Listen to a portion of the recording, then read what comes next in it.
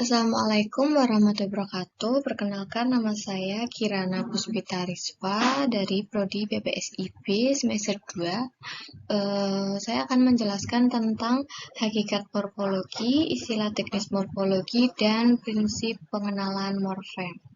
Untuk memenuhi tugas UTS makul morfologi. Oke, selanjutnya hakikat morfologi. Jadi, morfologi menurut Ramlan adalah bagian dari ilmu bahasa yang membicarakan atau mempelajari seluk-beluk struktur kata serta pengaruh perubahan-perubahan struktur kata terhadap golongan dan arti kata. Sedangkan menurut Prawira Sumantri, morfem-morfem yang terdapat dalam sebuah bahasa, proses pembentukan kata, fungsi proses pembentukan kata, dan penjelasan kata.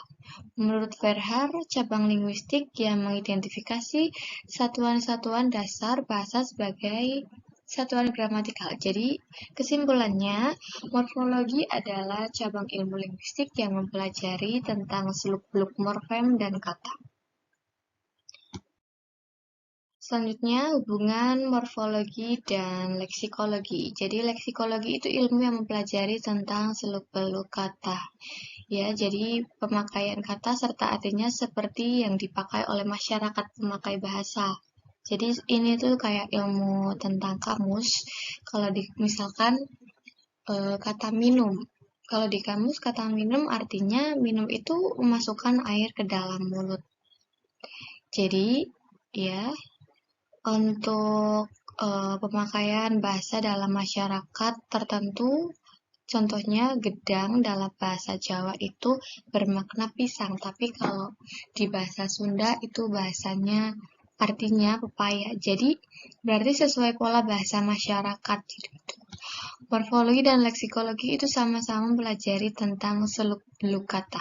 Kalau morfologi itu tentang peristiwa gramatik, misalkan rela yang artinya ikhlas, lalu menjadi merelakan yang artinya tidak ikhlas. Sedangkan leksikologi adalah peristiwa leksikal. Jadi tentang makna suatu kata berdasarkan masyarakat tertentu gitu. Contohnya gedang artinya pisang dan gedang dalam bahasa Sunda berarti pepaya.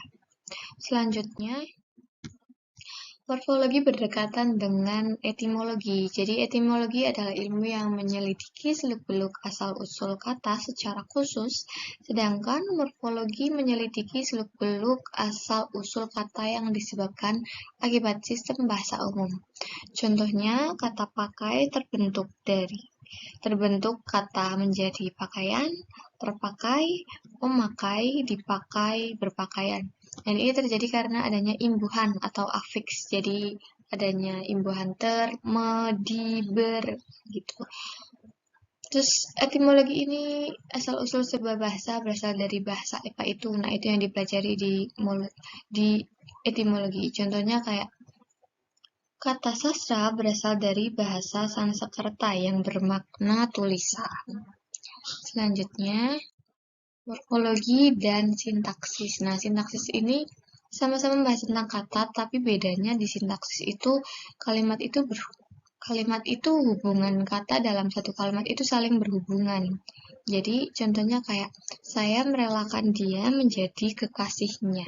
Jadi saya di sini sebagai subjek, merelakan sebagai predikat, dia sebagai objek, menjadi sebagai keterangan, kekasihnya sebagai pelengkap. Jadi yang dicari di sintaksis itu dari segi berkata tapi saling berhubungan dalam satu kalimat. Kalau di morfologi itu hanya mempelajari katanya saja. Jadi tanpa berhubungan dengan kalimat. Jadi dia bisa berdiri sendiri. Contohnya kata merelakan. Ya, seperti tadi. Selanjutnya istilah teknis morfologi. Nah, morfem itu ini cuma istilah-istilah dalam penyebutan ketika kita belajar tentang morfologi. Jadi morfem itu satuan gramatik terkecil dari kata. Tapi kata itu pasti morfem, tapi morfem belum tentu kata. Jadi morfem adalah kata yang paling kecil, paling dasar. Lalu morf adalah struktur fonologi pada satu morfem. Nah, contohnya kayak morfem men memiliki struktur fonologi mem, menye, menge, dan me. Nah, bentuk-bentuk ini masing-masing disebut morf. Kalau alomorf, anggota satu morfem yang wujudnya berbeda tetapi mempunyai fungsi dan makna yang sama. Wujud variasinya ada 6 variasi. Ada 6 variasi morfem, misalkan morfem men mempunyai alomorf yaitu mem, menye, meng, menge, dan me. Nah, selanjutnya ada kata. Satuan bebas terkecil fonologi dan gramatik. Dalam satuan fonologi terdiri dari suku kata. Contohnya, kata belajar terdiri dari 3 suku, yaitu be, la, dan ja. Jadi dibagi 3 ya. Jadi kata belajar terdiri dari 7 fonem. Nah, satuan gramatik terdiri dari 1 atau beberapa fonem. Kata belajar terdiri dari 2 morfem, ber, dan aja. Jadi kalau di morfologi itu terdiri dari 1 atau beberapa fonem, ya. Jadi kayak ber dan ajar, jadi belajar. Gitu. Kata ada afiks dan kata dasarnya. Selanjutnya, bentuk tunggal dan kompleks. Bentuk tunggal itu satuan gramatik yang tidak terdiri dari satuan yang lebih kecil lagi. Kayaknya contohnya bersepeda ke luar kota. Nah, itu contohnya. Dan bentuk kompleks satuan yang terdiri dari satuan-satuan yang lebih kecil lagi. Contohnya bersepeda ke luar kota, ia membeli sepeda baru.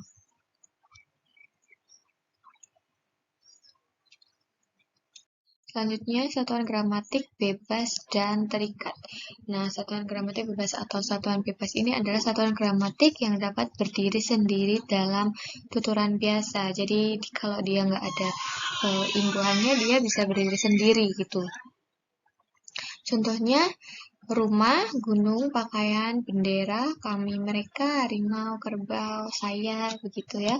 Terus satuan gramatik terikat atau satuan terikat adalah satuan gramatik yang tidak dapat berdiri sendiri. Contohnya bertermekan, perkanan. Jadi ada belajar. Jadi memakan itu contohnya satuan gramatik terikat atau satuan terikat ya. Itu antara satuan yang tidak dapat berdiri sendiri dalam tuturan bahasa. Ada yang secara gramatik mempunyai sifat bebas seperti halnya satuan-satuan yang dalam tuturan biasa dapat berdiri sendiri. Nah, satuan yang dimaksud adalah dari, kepada, sebagai, tentang, karena, meskipun, lah. Contohnya dari toko, terikat pada satuan toko. Tapi dengan adanya frasa dari suatu toko, satuan dari secara gramatik dapat dipisah dari toko itu. Selanjutnya, satuan golongan afiks karena hanya memiliki satuan gramatik ber, ter, man, per, kan, an, i, ke, an, per, an. Nah, satuan terikat tapi memiliki makna leksikal termasuk golongan klitik. Ku, mu, nya, ku, kau, dan isme. Nah, klitik dibedakan menjadi 2, yaitu proklitik terletak di muka dan enklitik terletak di belakang. Jadi kalau yang terletak di depan itu kayak ber, ter, man. Kalau terletak di belakang itu kayaknya mu, gitu ya. Terus ada pokok kata, satuan yang tidak dapat berdiri sendiri dalam tuturan biasa dan secara gramatik tidak memiliki sifat bebas.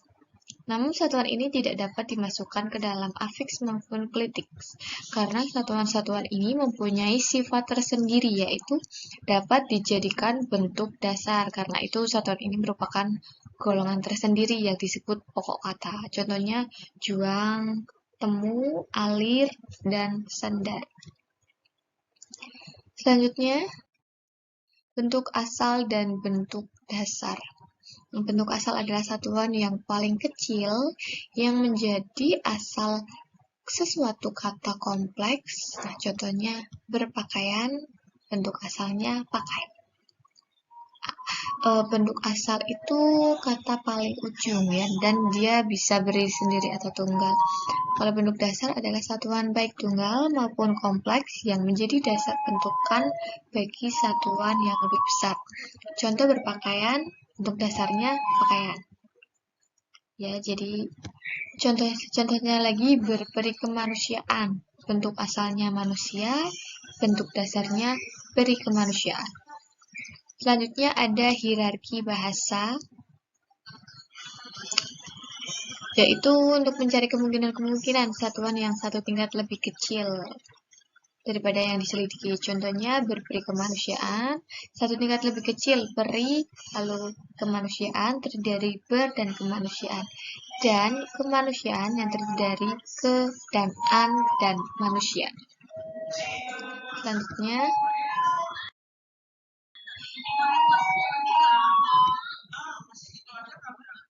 prinsip pengenalan morfem. Prinsip pertama, bentuk yang mempunyai struktur fonologis dan arti atau makna yang sama merupakan morfem. Contohnya pembaca, itu artinya kecepatan. Jadi kita sedang melakukan kegiatan pembaca. Seorang itu sedang melakukan kegiatan membaca, lalu membacakan. Ketika seseorang sedang membaca, artinya kedengaran oleh orang yang lain. Terus lalu prinsip kedua, bentuk-bentuk yang mempunyai struktur fonologis yang berbeda merupakan suatu morfem. Apabila bentuk-bentuk itu mempunyai arti atau makna yang sama dan perbedaan struktur fonologisnya dapat dijelaskan secara fonologis, perubahan setiap morfem itu bergantung pada komponen awal morfem yang dilekatinya. Contohnya membawa, menulis, menjemur, begitu. Lalu prinsip ketiga, bentuk-bentuk yang memiliki struktur ontologis yang berbeda. Lalu prinsip ketiga yaitu bentuk-bentuk yang mempunyai struktur ontologis yang berbeda, sekalipun perbedaannya tidak dapat dijelaskan secara fonologis, masih dapat dianggap sebagai satu morfem apabila mempunyai makna yang sama dan mempunyai distribusi yang komplementer.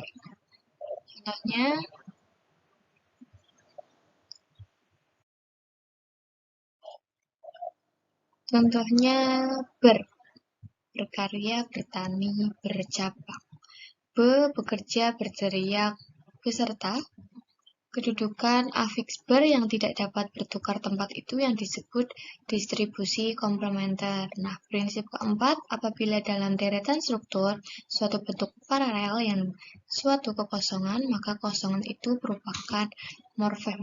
Ialah yang disebut morfem zero. Contohnya, Rina membeli sepatu, Rina menulis surat, Rina membaca novel, Rina menggulai ikan, Rina makan pecel, Rina minum susu.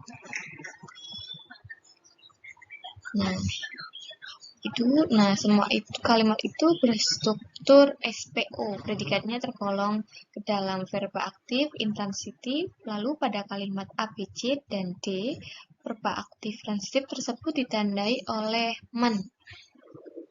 Sedangkan pada kalimat E dan F,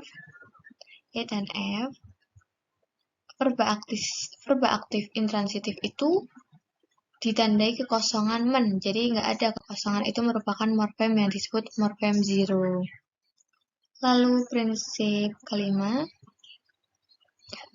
bentuk-bentuk yang mempunyai struktur fonologis yang sama mungkin merupakan suatu morfem, mungkin pula merupakan morfem yang berbeda. Contohnya, Jubiar memilih buku itu sangat mahal, Jubiar membaca buku, Junior makan buku tebu. Satuan buku pada kalimat 1A dan 1B merupakan morfem yang sama, karena maknanya itu sama. Nah, satuan buku pada kalimat kedua, A dan 2B bukanlah morfem yang sama, karena maknanya beda. Jadi tergantung maknanya.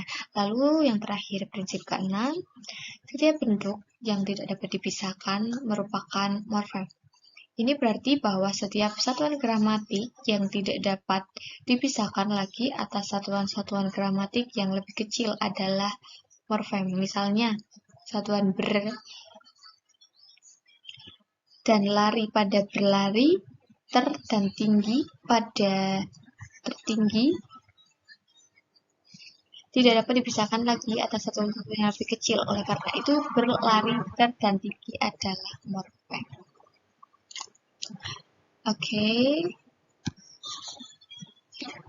Baik, terima kasih. Sekian presentasi rangkuman makul morfologi dari saya. Mohon maaf apabila ada kata yang salah atau kurang mengenakan. Terima kasih. Wassalamualaikum warahmatullahi wabarakatuh.